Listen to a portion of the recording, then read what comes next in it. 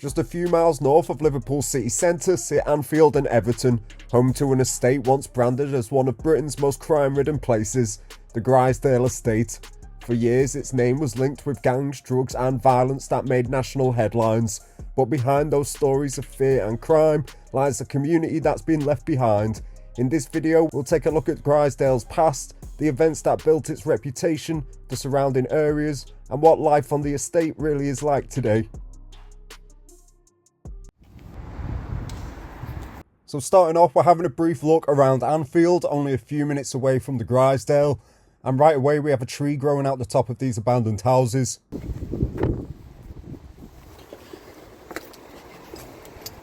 Looks like someone's had a party in here.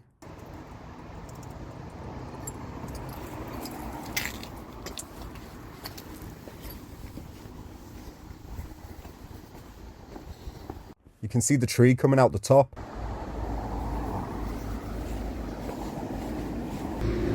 Coming out onto Oakfield Road, this is quite a long stretch that goes down to Anfield Stadium, which you'll see in a moment.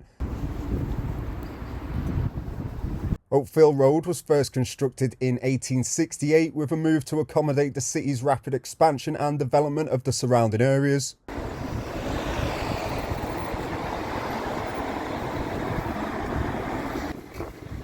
Now just on the corner here of Daisy Road, this site was what was thought to have been an old air raid shelter from during the war. For a long while it had been hidden by some boards, but now it looks to have been knocked down altogether, which is a shame. Not sure what's meant to be going in its place, but it isn't looking in great state right now. Oakfield Road is currently meant to undergo a large regeneration project in the Anfield area, led by a collaboration between the Liverpool City Council, Liverpool Football Club, Your Housing Group and Keep Moat, aiming to make the area one of the city's most sought after postcodes.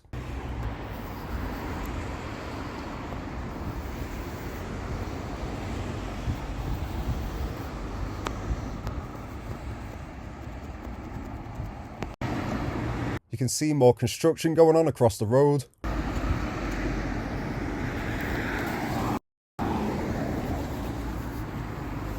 So heading back down Oakfield Road, you can see the famous Anfield Stadium off in the distance, built in 1884.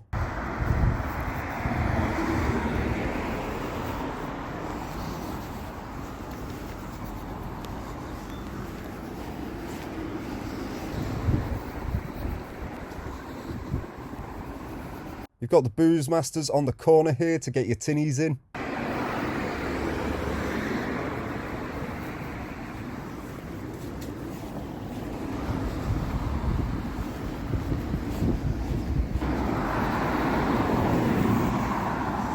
This is the Cop End Bar, named of course after the iconic stand in Anfield.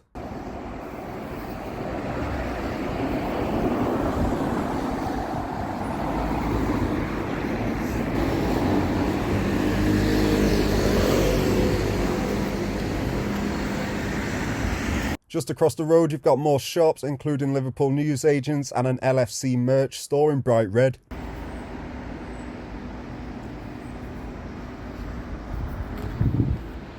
The buildings across the way here aren't looking in the best condition though.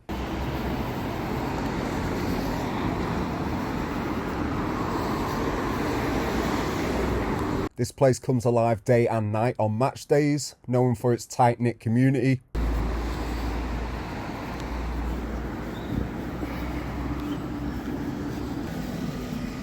Here we have the Temple of Praise right next to Liverpool Lighthouse Charity.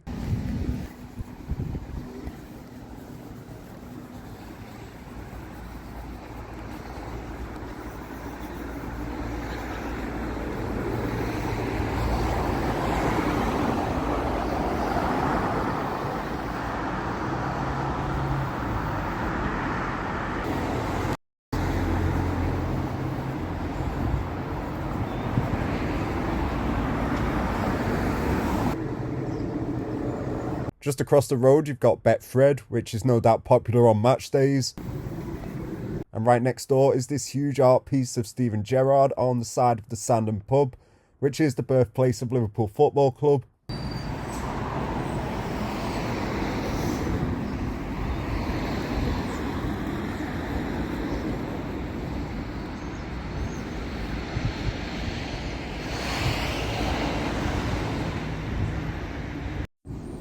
Now coming down the streets that link on from Oakfield Road, we'll have a look at some more of these art pieces. Here we have Alan Kennedy holding the 1981 European Cup.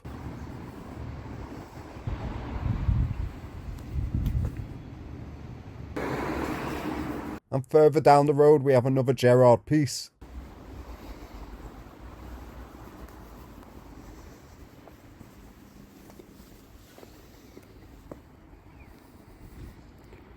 It always means more when you win for your people.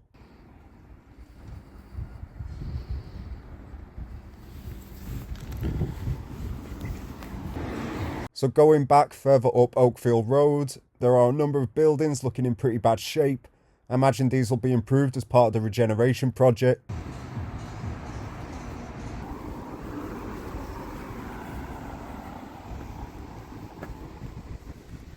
Plenty of smashed windows up at the top there.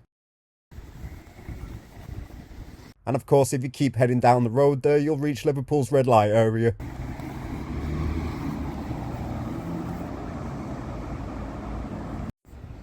So just to check out some more of the housing around here, featuring more memorial pieces. This is the Old Barn Bar, and right next to it, just on the corner of Stonehill Street, we have a nice piece for two title-winning skippers.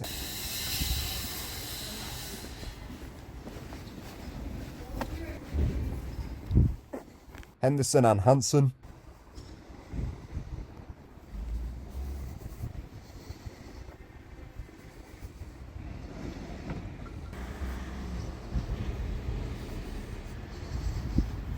Boarded up window there, and right in front someone's left a firework in the drain. That would cause a shit storm if it went off.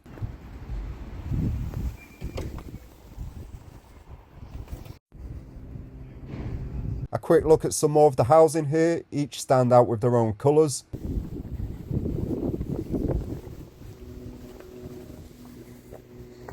This one looks a bit mad.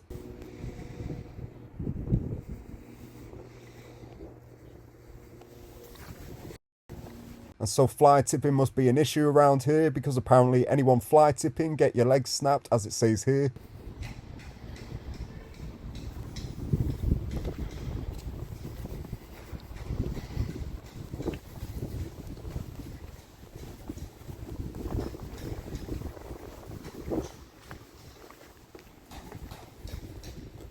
More warnings for you.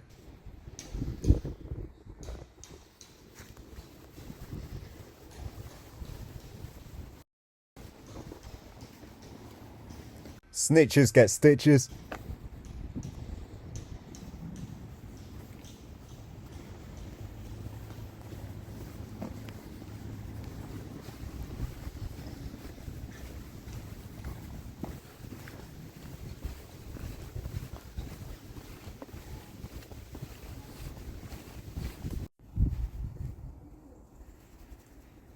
This one has the corporation curtains across it.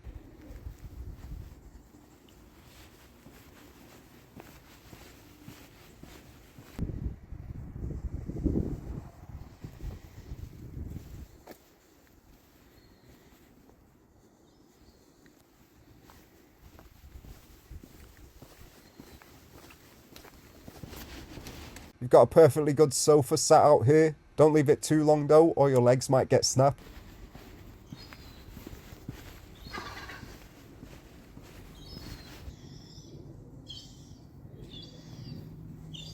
Another boarded up home, yet right opposite these look pretty new.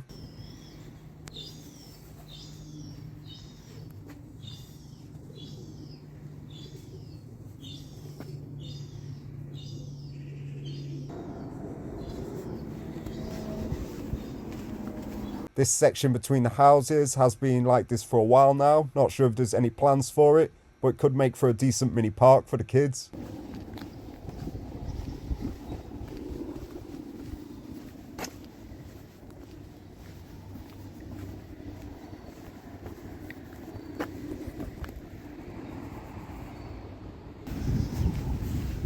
There looks to be plenty of random pieces laying about, including a car door in your front yard.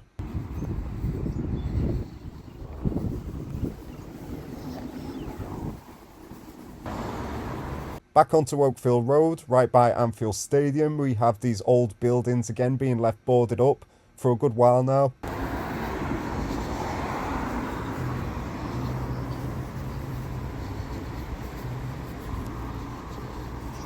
Yeah.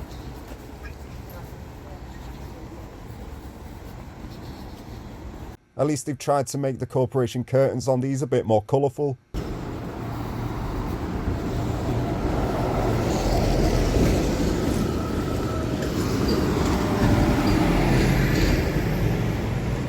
And of course, again, there is the famous Anfield Stadium.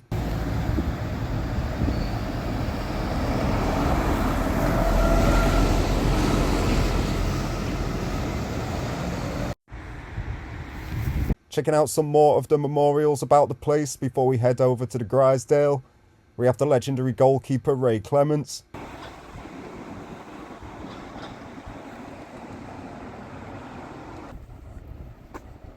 And of course, right opposite the stadium, we have the iconic "You'll Never Walk Alone" slogan.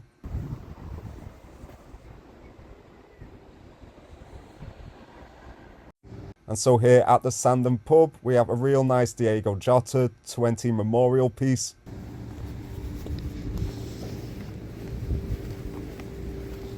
And of course, the Sandon pub is the birthplace of Liverpool Football Club, officially formed in the pub on June 3rd, 1892, as you can see by this memorial piece.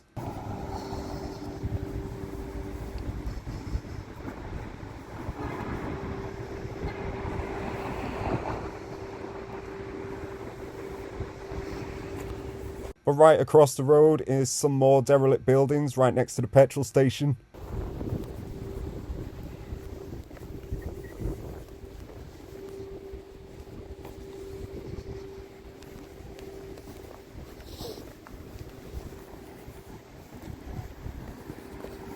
And then across the road you can see all the new housing estate that's being put up.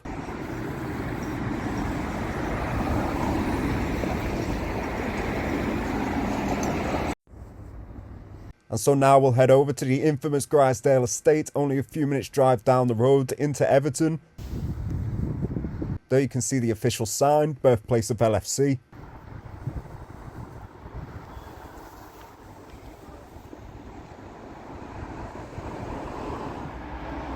A reminder along the way here that only bad Mings litter. Now just outside of the Grizedale Estate we have the Mere Lane Picture House, which first opened on November 4th, 1916. The Picture House was closed 14th September 1963. It was then converted into a top flight bingo club, later becoming a snooker hall, then in 1992 a sports centre. It's last been used as the Mere Lane Social Club into the 2000s. But this had closed by 2007. The building was then put up for sale or to let, and since 2014 the building remains unused ever since.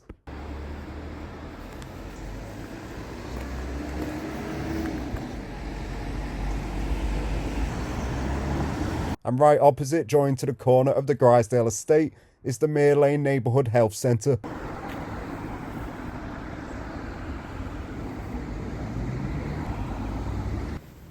So just as we walk into the estate here, if you don't know about the Grizedale, there's a long storied past that I won't be able to explain in full or for this video, but let's have a brief look at exactly what happened here and how it shaped the dynamics of Liverpool.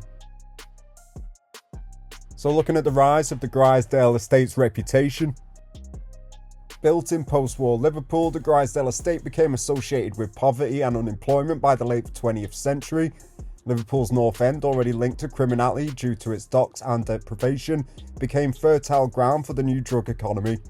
In the early 2000s, it gained national notoriety as one of Britain's most crime-ridden estates, the centre of a violent gang feud tied to drug dealing and gun crime. The G brothers grew up on the estate with a tough upbringing of 5 brothers with little education or opportunities, soon turned to crime. The G brothers were reported to have had a major influence on the estate's criminal network, controlling local drug supply and enforcing power through violence and intimidation. The estate became referred to as Liverpool's own Hell's Kitchen and a 24/7 open-air drug market. Media coverage eventually described the area as being in a state of urban warfare, with locals afraid to speak out. looking at the key crimes and incidents in the peak of the 2000s. By the early 2000s, rival factions in North Liverpool, including the G brothers, were locked into a violent turf war over heroin and crack cocaine. What began as street feuds quickly escalated into a wave of shootings and bomb attacks that shook the entire city. September 2003, the home of Tony Richardson, wrongly accused of gang involvement, was sprayed with bullets in a drive-by shooting. Richardson was an innocent man caught in the crossfire with rumours of a £50,000 bounty on his head. Days later, a car bomb exploded outside Club 051 in Liverpool city centre, shattering windows for blocks around. A week later, a nail bomb was thrown into the Pack Dickie Lewis pub in Kirkdale. It failed to detonate, narrowly avoiding mass casualties. New Year's Day 2004, gunfire erupted inside the Royal Oak pub in West Derby, one man killed with another critically injured. April 6, 2004, the G's car was ambushed on Robson Street by former SAS soldier Darren Waterhouse. Craig Barker, 18, was killed. Ian G was seriously injured. Darren G, believed to be the main target, escaped. April 11th, in retaliation, Michael Singleton, 19, was shot dead in his Kirkdale home. And May 2004, David Regan, a father of three, was murdered outside his car wash in Old Swan. His brother Michael was also wounded. By mid-2004, North Liverpool was gripped by chaos and fear. Drive-by shootings, car bombs and revenge killings turned entire estates into no-go zones.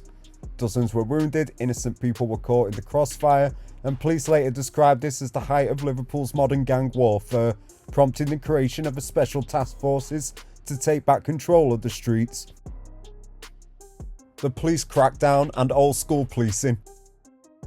As the violence spiralled out of control, Merseyside police launched a special task force to take back the Grizedale Estate, an area officers described as a no-go territory. One veteran said it wasn't unusual to speak to someone one day and see them shot the next. The unit used old-school, hardline tactics, often operating beyond standard procedure. Inside the force, they called it the Lord's work, fighting fire with fire to reclaim the streets. In just 9 months, officers made hundreds of arrests, seizing £2.5 million in drugs, cash and weapons, including a sniper rifle with a telescopic sight. Their raids exposed a criminal network that had turned the Grizedale into a fortress, and for the first time the G's profits began to collapse. But the gang struck back. In August 2004, a car bomb exploded outside Walton Lane police station, scattering wreckage across the street, a direct message to the police who had dared to fight them. Miraculously, no one was killed, but it proved how high the stakes had become. Under mounting political pressure and complaints about their methods, the original unit was eventually disbanded, but it had made its mark. The events of 2004 became the catalyst for change, leading to the formation of Merseyside Police's Matrix team, one of the first specialist armed response and anti-gang units outside of London. Their mission was clear: to stamp out gun and gang crime across the city and prevent another Grizedale from ever rising again. A turning point with Darren G's fall. In 2006, Darren G was jailed for 18 years for organising the murder of David Regan, wrongly believing Regan was behind Craig Barker's killing. Barker had no serious criminal ties. His death came from association with the G's. Meanwhile, William Moore and Waterhouse were jailed for life, minimum of 30 years, for Barker's murder. Daniel G's fall. Daniel G continued his reign of terror, targeting Jamie Starkley, a teenager with learning difficulties. His gang harassed and attacked the Starkley family for months, smashing windows, throwing bricks, even kidnapping a friend. On New Year's Eve 2008, Starkley, terrified and high on drugs, shot G in the stomach. G survived and was later jailed for 7.5 years for drug offences, but during another investigation, G was caught plotting to buy guns and threatening to kill Starkley.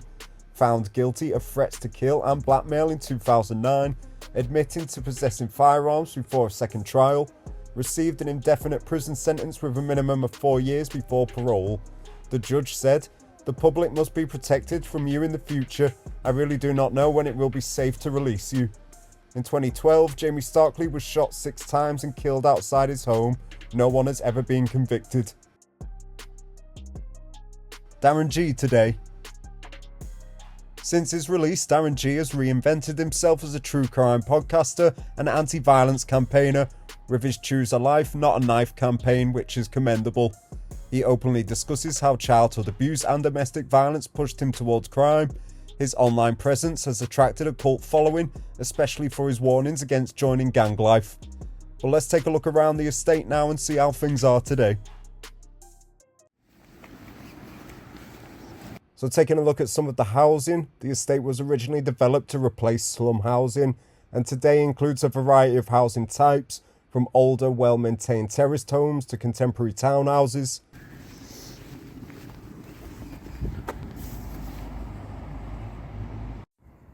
Now here on Merseyside Close, this place has been no stranger to goings on in the past. And just taking a look around, this was once known as a 24-hour open-air drug market, ruled by violence and fear. Just around the corner was seen to a couple of shootings as well, which we'll take a look at in a minute. But nowadays things are much more quiet, and community groups and a Regeneration project are actively working to improve the area. Having a look at the green on the estate, you've got a bench set up to watch the fire here.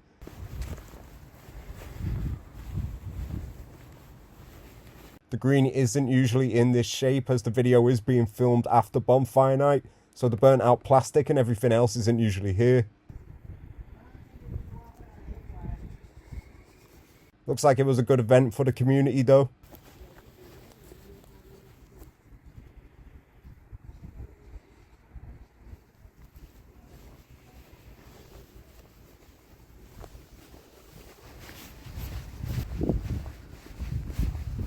A few shards of glass on the floor for you.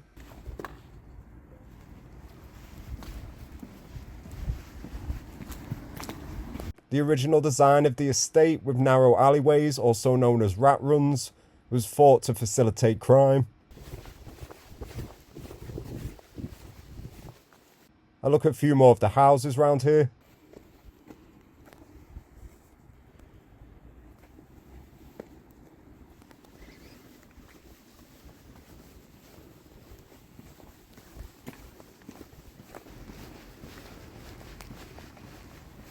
We've got another rabbit run alleyway just down the side.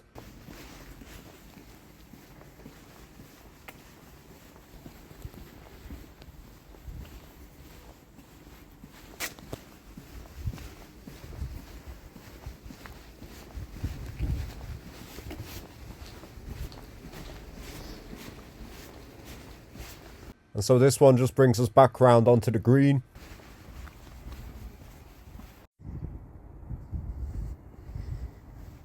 So here, spray tagged on the side, we have Darren G's logo for his campaign against knife crime, called Choose a Life Not a Knife. As we mentioned before, Darren has now gone on to completely change his life around and now runs an anti-knife campaign as well as true crime podcast. He also openly talks about abuse and his tough upbringing, which deserves credit for being able to turn such a bad situation around into raising awareness and looking to make a positive change for others.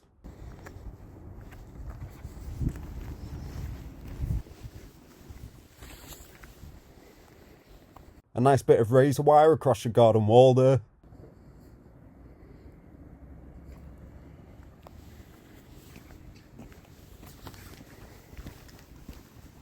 It looks like Warren isn't too popular around here either.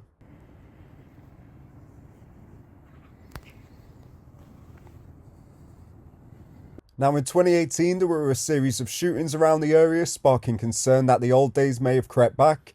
In March of that year, the first shooting occurred right here on Merseyside Close in the Grizedale, where a 40-year-old man was seriously injured, initially in critical condition, after being shot in the leg and back while sitting in the rear of a taxi on Merseyside Close. The next shooting happened in June of that year here on the same street, where a bullet was found lodged in the bedroom wall of a nearby house. Thankfully no one was injured, but Darren G believes he or his family were the intended target.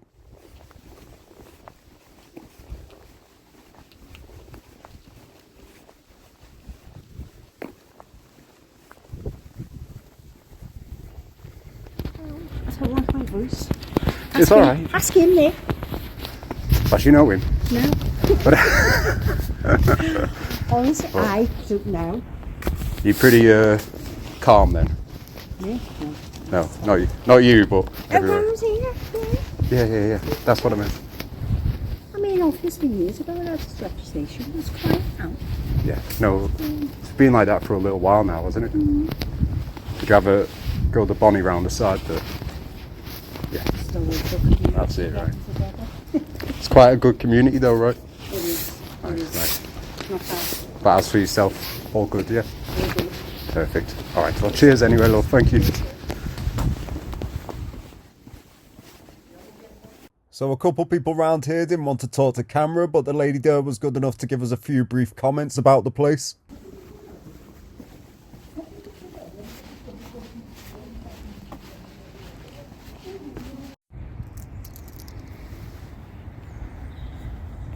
So just around the corner from the other bonfire we have this one.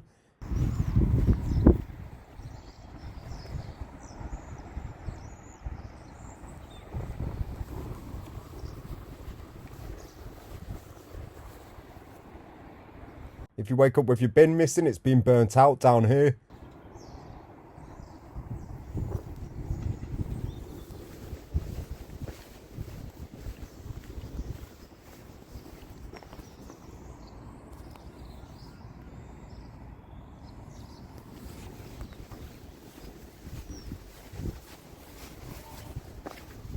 Looks like work is being done on this house.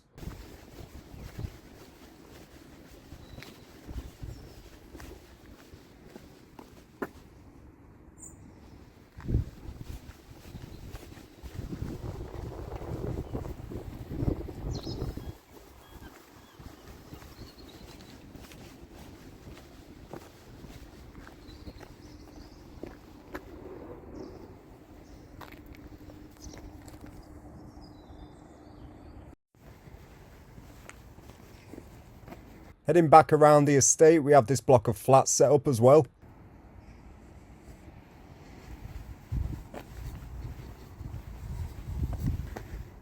Quite a few boarded up windows on it, plenty of England flags too.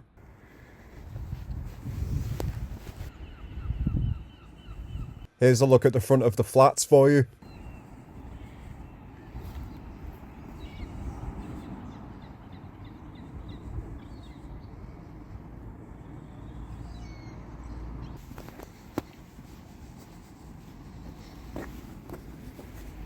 So most of the houses here look fairly new and in good condition, minus this bit of fly tipping.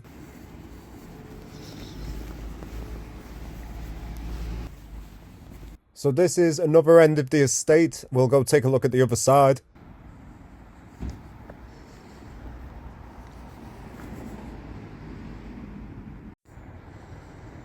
The white houses are a signature across this estate.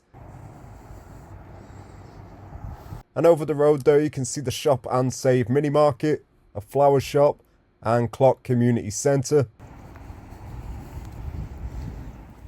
And so just as we start to leave the estate here, we'll look at the Regeneration and today's situation.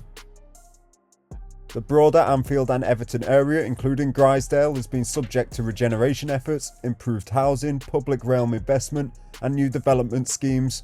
Recorded crime figures reportedly began to rise, with police interpreted as a positive sign of increased reporting rather than uncontrolled violence. Today, while the estate still carries its reputation, the community and local authorities emphasise change, redevelopment and moving beyond the violent past. Grizedale remains a case study of how deprived urban estates can shift from gang control to regeneration zones. The story of the G brothers and the estate's history continues to influence perceptions of North Liverpool and the state's policing. Understanding Grizedale gives insight into wider issues, how community trust, policing, housing and opportunity intersect with crime. And just down the road from the side of the estate is Bar 112, which has been shut for a while now from what I know.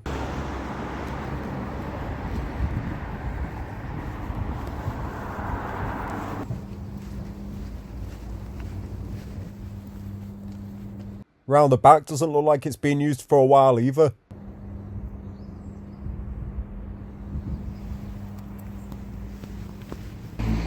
And across the road we've got the street's very own aquarium, instead of the usual bed mattress or fridge. A bit further up we even have a full bathtub dumped out here. And across the way you can see the estate.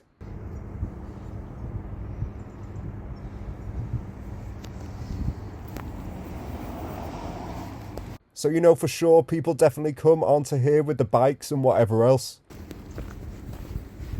Plenty of trash, including a fridge.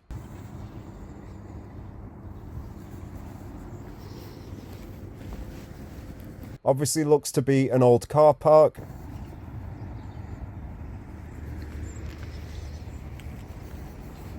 Again, you can see Anfield Stadium off in the distance.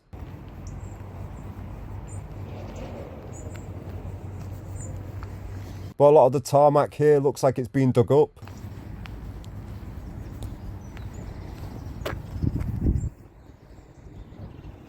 Looks a bit like a wasteland.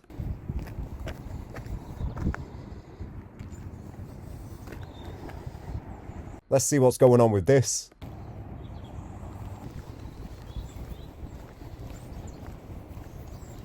Steve-O has his tag up on here.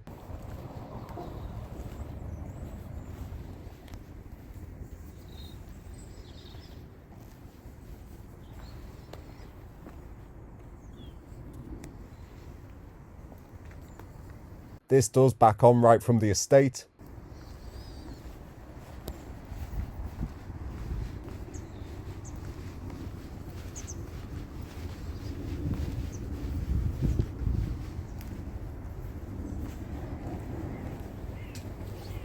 People have made a good go at getting into this thing.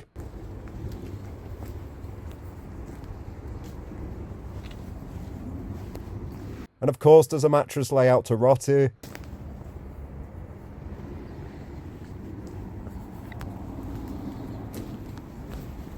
Having a look inside this thing, you can't really see much, it just looks to be more graffiti inside.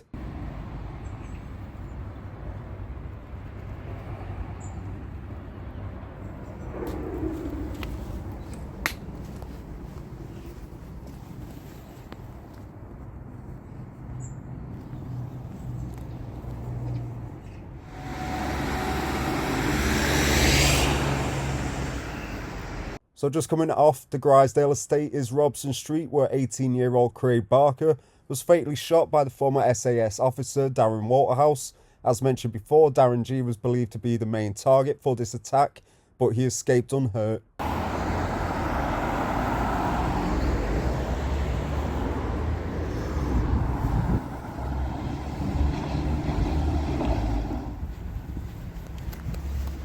A man was also shot in the leg outside William Hill Bookies on Stanley Road in Kirkdale in June of 2018, which we'll go take a look at now.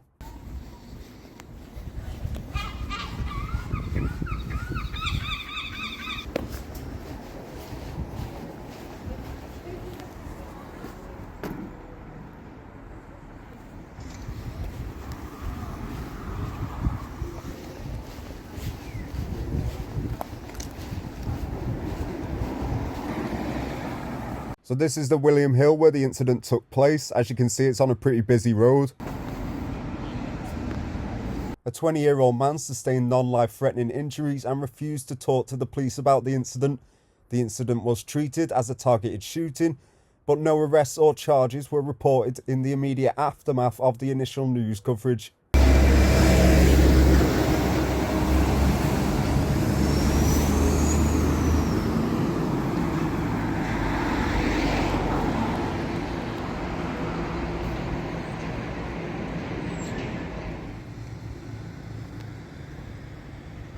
Now, whilst in Kirkdale, another shooting took place years beforehand in 2013 on Rickman Street, where forensic testing managed to link the firearm to 3 other separate shootings in August 2015 and January and July of 2013 in the Merseyside area. An ex-member of the Strand gang was later jailed for possessing the deadly firearm, which police believe was passed between different gangs.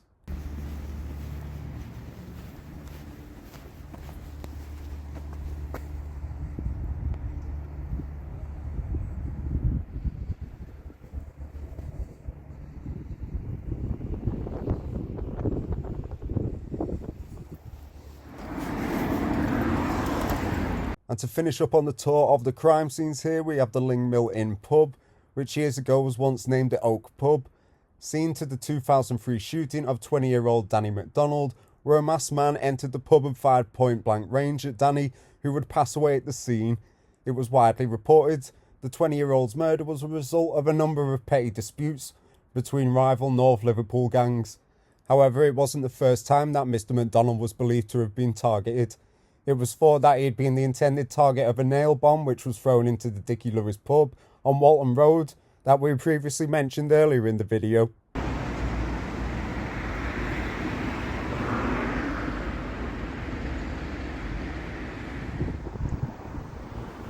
Heading back over to the Everton area now to finish up the video, a brief look at some more of the state of the buildings around here near 11th Street.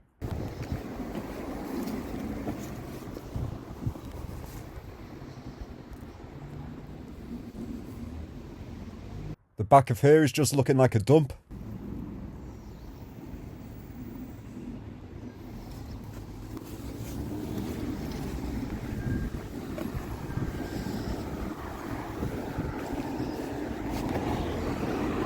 It's all looking a bit worn down round these corners.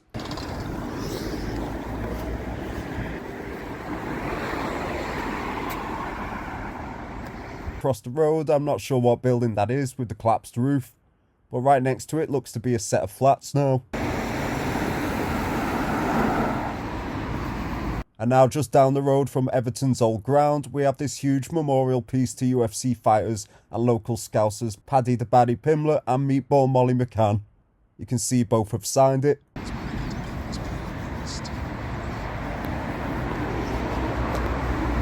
The wall looks a bit burnt out next to it.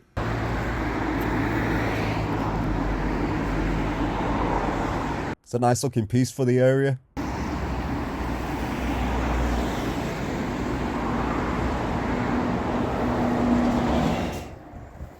And to finish off, we'll go check out Liverpool's skyline over Everton Park. Just on the walk up, you can see more of the buildings along here.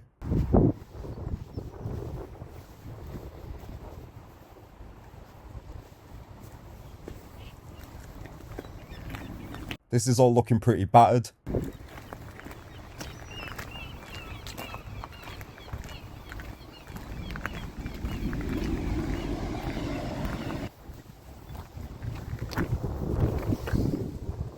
Can't see much through there.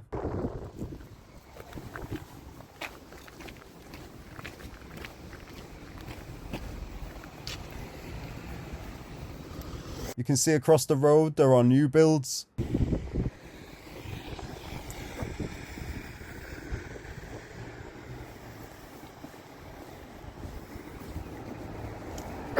Looks like an overgrown wasteland.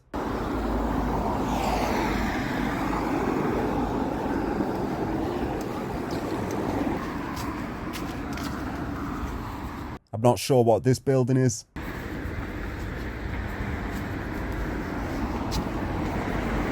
Now right along this stretch are these huge old buildings, which on this side are in pretty bad shape with trees growing out of them and boards up everywhere. Let's take a look along the road.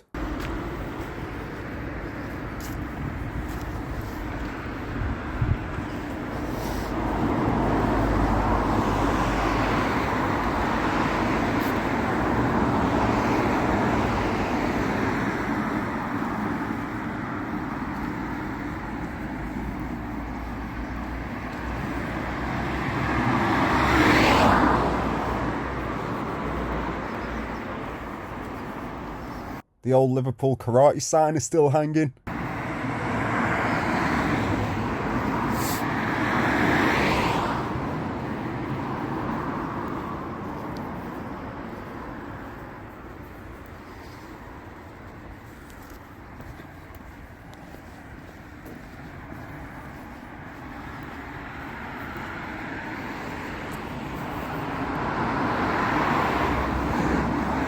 So you can see right opposite are some pretty nice new builds, and right next door are an example of what the buildings should look like.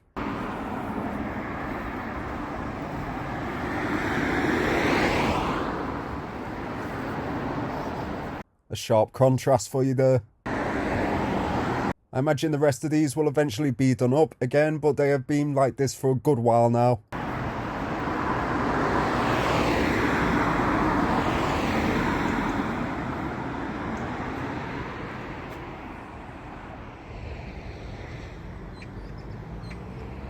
And so to finish off the video, here we are at Everton Park with a view over Liverpool city skyline.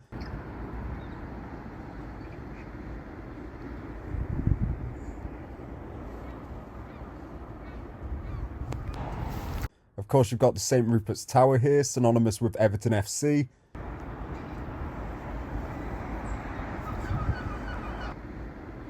And so overall, Grizedale remains a case study of how deprived urban estates can shift from gang control to regeneration zones. The story of the G brothers and the estate's history continue to influence perceptions of North Liverpool and estate policing. Understanding Grizedale gives insight into wider issues, how community trust, policing, housing and opportunity intersect with crime. Grizedale's story is one of control, collapse and change. From a neighbourhood once gripped by violence and gang power to a community now seeking renewal, it remains a defining chapter in Liverpool's urban crime history, showing both the depth of the city's challenges and the resilience of its people.